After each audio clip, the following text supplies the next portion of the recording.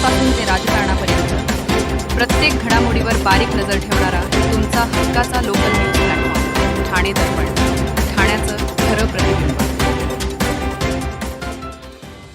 ठाणे महापालिका निवडणुकीतील विजयानंतर ऑल इंडिया मजलिस-ए-इत्तेहादुल मुस्लिम पक्षाच्या नगरसेविका सर शेख यांनी कसा हराया, अभी हम लोगों को मुमरा को पूरा हराकर देना है असे वक्तव्य केले होते. या प्रकरणी भाजप नेते किरीट सोमय्या, आमदार निरंजन डावखरे यांच्यासह बजरंग दल, विश्व हिंदू परिषद यांनी पोलिसांकडे तक्रार दाखल केल्या होत्या.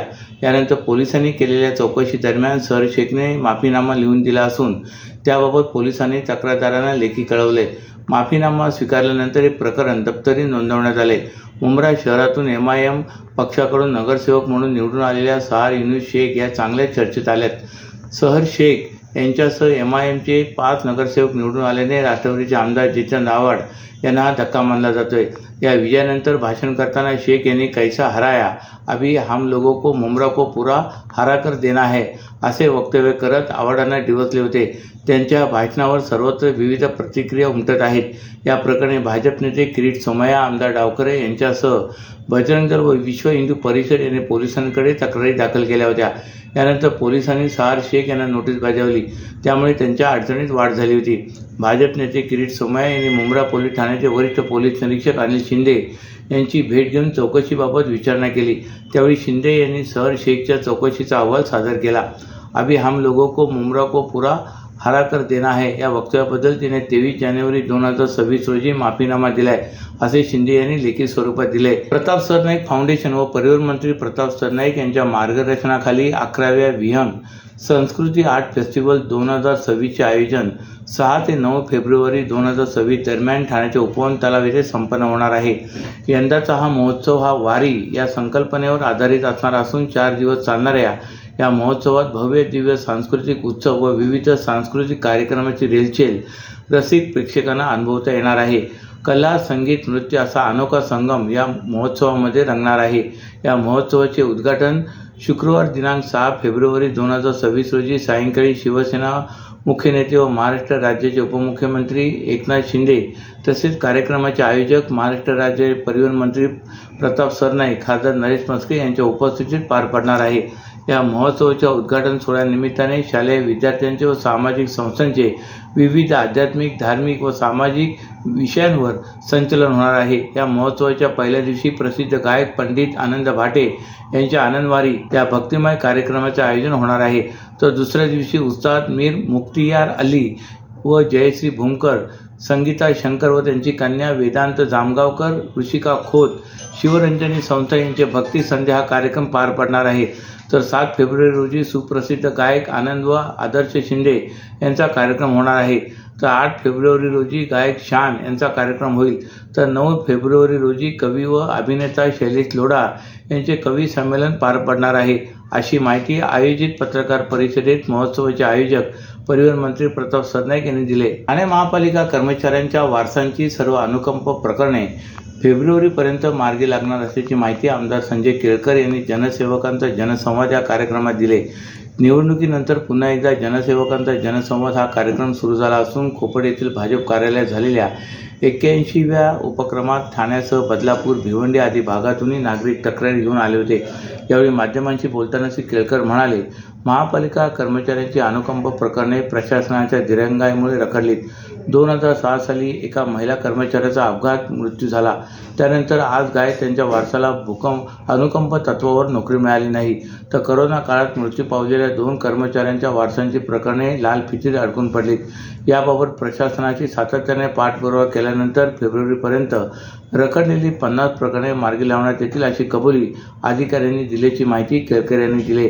तर आपला दवाखान्यामध्ये डॉक्टर, कर्मचारी यांनी रखडलेले 3 महिन्यांचे वेतन मिळाल्याबद्दल आमदार केळकर यांचे आभार मानले. तसेच बेरोजगार झालेल्या या कर्मचाऱ्यांचा प्रश्नही सोडवण्यात येणार आहे असे केळकर यांनी सांगितले. सर्व नागरिकांना आवाहन करण्यात येत आहे की सध्या डासांमार्फत पसरणाऱ्या डेंग्यू या आजाराचा प्रसार रोखण्यासाठी प्रत्येकाने पुढील प्रमाणे कार्यवाही करावी.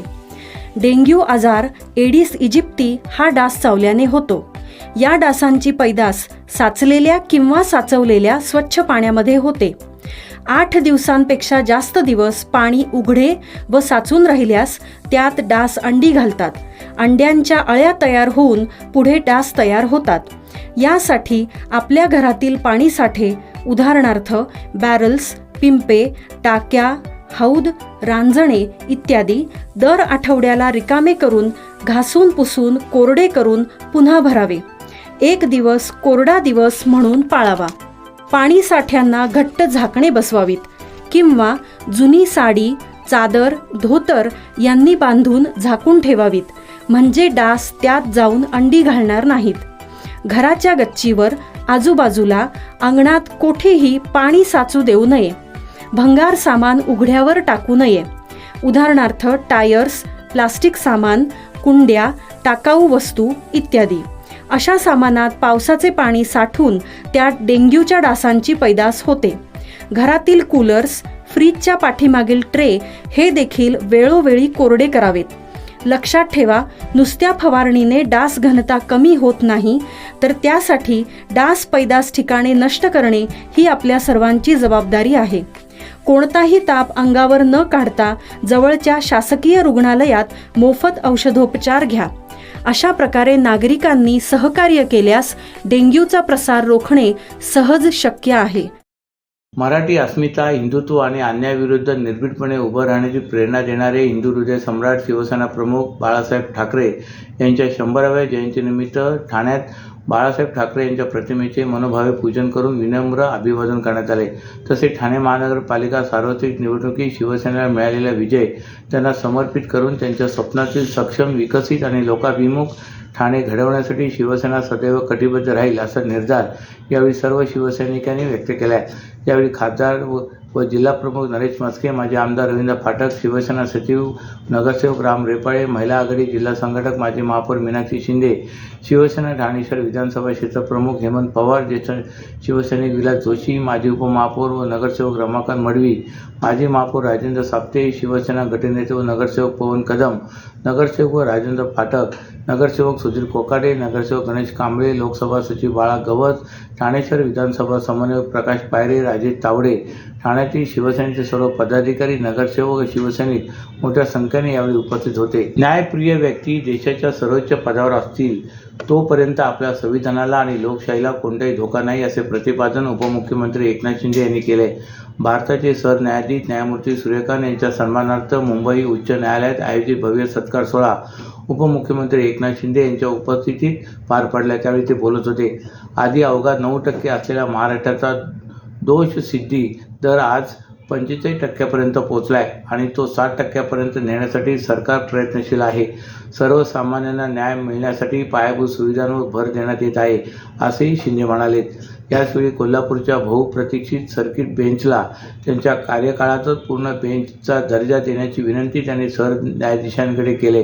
त्यामुळे पश्चिम महाराष्ट्रातील नागरिकांना न्याय आणि जलद आणि सुलभपणे मिळेल असा विश्वास त्यांनी व्यक्त केला आहे. मुंबई उच्च न्यायालयाच्या वतीने आयोजित या ऐतिहासिक कार्यक्रमात उपमुख्यमंत्री एकनाथ शिंदे यांनी न्याय, संविधान आणि सामाजिक समतेच्या मूल्यावर आधारित भारताच्या न्यायव्यवस्थेचा गौरव केला आहे.